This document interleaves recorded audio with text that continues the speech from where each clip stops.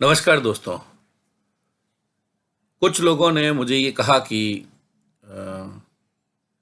जो आकृति गणना के आपने प्रश्न बताए हैं उसमें आकृतियां बनी कैसे। कुछ लोग कंफ्यूज हो रहे हैं कि त्रिभुज के अंदर एक लाइन खड़ी कर दें तो 3 त्रिभुज बने कैसे। तो सिर्फ उस कंफ्यूजन को दूर करने के लिए ये वीडियो में छोटा सा वीडियो आपके डाल रहा हूं। ठीक है।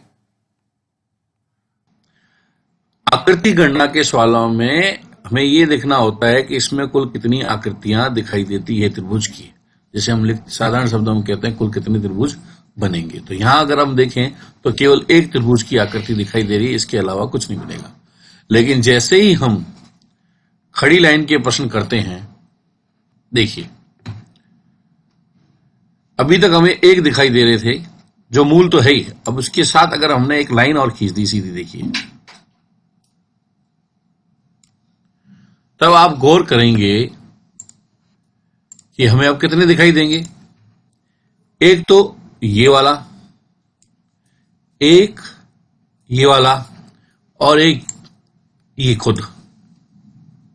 तो इस प्रकार से हमें कुल कितने त्रिभुज दिखाई देते हैं? 3। कितने दिखाई देते हैं? 3। यही बताने का प्रयास किया था, इसलिए हमने एक फॉर्मूला दिया और उसमें लिखा 1, इसको दे दीजिए, इसको दे दीजिए 2 और 1 + 2 करके क्या हो जाएगा? ये 3। टोटल कितने हो गए? 3। तो अब इसको गिनने की जरूरत नहीं। जैसे यहां से मैं गिन रहा हूं, ये कसर साहब, ये 1 हो गया, फिर ये 2 हो गया, फिर देखिए ये तीसरा ये हो गया। क्योंकि इस छोटी आकृति को तो हम गिन सकते हैं, लेकिन जब से हम बड़ी आकृति करते हैं तो समस्या कुछ दूसरी होती है। देखिए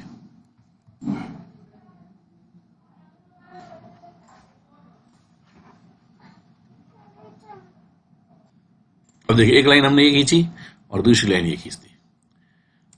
तब तरीका यही है, पहला तो ये एक पूरा है एक। अब देखिए जैसे ये बन गया दूसरा, इसको लेंगे तो ये बन गया तीसरा, ठीक है। ये बन गया चौथा, फिर ये बीच वाला 5वां, फिर ये 6ठा, और इस तरह से हम गिनते जाएंगे। तो या तो हम गिने, और नहीं तो हमारा फॉर्मूला बिल्कुल सीधा सा है, जैसा आपको बताया कि ये 1 लिख दिया, यहाँ पे 2 लिख दिया और यहाँ पर 3 लिख दिया।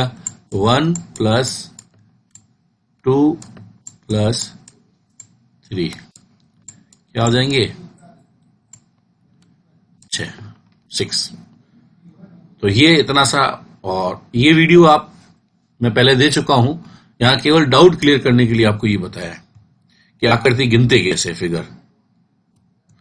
अब देखिए एक और फिगर लेते हैं अपन।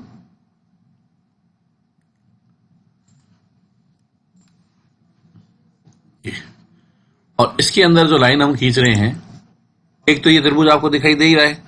अब देखिए इसके साथ पैरेलल एक और त्रिभुज में खींचता हूं। ये देखिए एक और त्रिभुज मैंने यहां खींच दिया। एक तो ये त्रिभुज जो खुद तो हमें दिखाई दे रहा है। दूसरा, अब इसके अंदर अगर हम आडी लाइन खींच देते हैं, अब देखिए आडी लाइन हम खींच रहे हैं यहां पे, तो देखिए अब हम पूछते हैं कि इसमें कुल कितने त्रिभुज बनेंगे। तो एक तो ये जो आपको दिखाई दे रहा है बाहरी आकृति, एक तो ये, और दूसरा जो बन रहा है वो ये वाला बन रहा है। देखिए आपको दिखाता हूं मैं आपको। देखो एक आपको ये बनेगा, एक तो आपका एक त्रिभुज ये, और दूसरा ये है बड़ा वाला। तो इसमें कुल कितने त्रिभुज बनेंगे? केवल 2 बनेंगे। तो इन आकृतियों को गिनने का सबसे बड़ा सरल तरीका हमने ये बताया कि यहां देखिए कितनी लाइनें आडी 1, और नीचे वाली को भी काउंट करते हैं, कितनी है? 2। तो केवल 2 त्रिभुज बनेंगे। इस तरह से हम आकृतियों को गिनते हैं। इसी तरह से मैं वर्क का भी आपका डाउट क्लियर कर देता हूं। लीजिए हम एक वर्क बनाते हैं, गौर से देखना इसको। अब इसमें कोई त्रिभुज नहीं है, लेकिन जैसे ही हम एक विकर्ण खींच देंगे, देखिए अगर मैंने ये विकर्ण खींच दिया है तो आप गौर करना, एक तो आपके ये बन गया त्रिभुज और दूसरा ये बन गया, ठीक है। लेकिन अगर ये विकर्ण दूसरी तरह से खींचा हुआ हो तो देखिए, गौर कीजिए, ये देखिए मैं दूसरा एक वर्ग खींच रहा हूं, और इस वर्ग के अंदर देखिए गौर से हम एक और विकर्ण खींच देते हैं। वो इधर से खींचते हैं।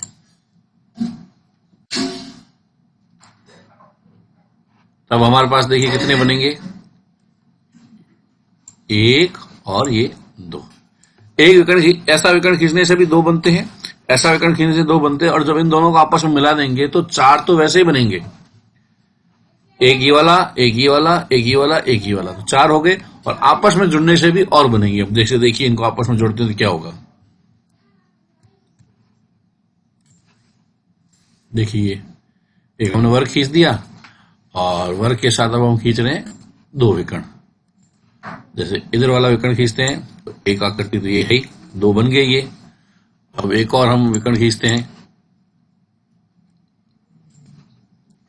और विकर्ण खींचने से देखिए एक इधर बन रहा है, एक इधर, ये 4 तो हो ही गए, ठीक है ना, एक इधर वाला, एक इधर वाला और ये 4। अब इसके अलावा हमें और कितने दिखाई दे रहे हैं, आप गौर कीजिए। देखिए 4 के बाद ये एक और दिखाई दे रहा है, एक ये भी दिखाई दे रहा है, एक ये भी दिखाई दे रहा है, एक ये भी दिखाई दे रहा है। तो 4 तो वो और 4 ये, इस प्रकार से कितनी आकृतियां हो गई, 8, ठीक है ना। ये तो दिखाई दे रहा है, इसके अलावा जैसे आपको मैंने पहले ही बता दिया, एक आपको आकृति ये दिखाई दे रही है, ये 5वीं हो गई हमारी। इधर से गौर कीजिए, ये 6ठी हो गई, ठीक है ना। अब देखिए इनको हटाता हूं, एक बार मिटाता हूं आपके लिए, 6 तो आपके समझ में आ गए। अब देखिए 7वां, देखिए ये देखिए पूरा जो आ रहा है ना, ये 7वां हो गया। इधर से गौर कीजिए, ये 8वां हो गया। तो इस प्रकार से हम क्या करते हैं, आकृतियों को गिनते हैं। लेकिन इनके लिए सबसे सरल तरीका क्या है, जो मैंने आपको पहले ही बताया। अब हम इस तरह से आकृतियां गिनेंगे तो हमें समय लगेगा, वैसे इस आकृति में सदैव 8 ही बनते हैं। तो इसको वैसे सर्टिफाइड करने के लिए कि किस तरह से 8 बने, तो हम इसको एक ट्रिक देते हैं कि इसके यहाँ 1 नंबर लिखते हैं, इसको 2 लिखते हैं, इसको 3 लिखते हैं और इसको 4 लिखते हैं, ठीक है ना। तो अब हम क्या करेंगे, जितने दिखाई दे रहे हैं उसकी गुणा किससे कर देंगे, 2 से कर देंगे। तो ये हमारे क्या हो जाएंगे, टोटल 8 त्रिभुज की आकृतियां इसमें बनती है, अधिकतम 8 त्रिभुज दिखाई देंगे। तो ये मेरा प्रयास था। कुछ लोगों ने मुझे फोन किया था, सर डाउट हो रहा है कि काउंटिंग कैसे करें। प्रश्न हमारे सर हल हो रहे हैं आपके हिसाब से, लेकिन उनकी ये समझ में नहीं आ रहा था कि ये 8 त्रिभुज आए कैसे। अब आप इस तरह से इन प्रश्नों को हल कर सकते हैं।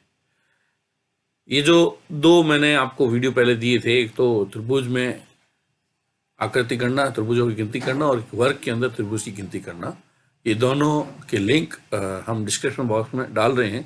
जिन लोगों ने ये पहली बार देखा है तो वो लोग उसको देख के और उसकी तैयारी कर सकते हैं। अब मेरा ये मानना है कि आप आराम से इन प्रश्नों को हल कर सकते हैं और सभी प्रकार के आपके जो डाउट है वो क्लियर हो गए। और भी अगर कोई भी डाउट हो, क्लियर है, तो आप हमारे कमेंट बॉक्स में डालिए। हम आपके लिए हर संभव कोशिश करेंगे कि आपको रीजनिंग के बेसिक टूल्स आपको समझा दें। ओके, जय हिंद, जय भारत।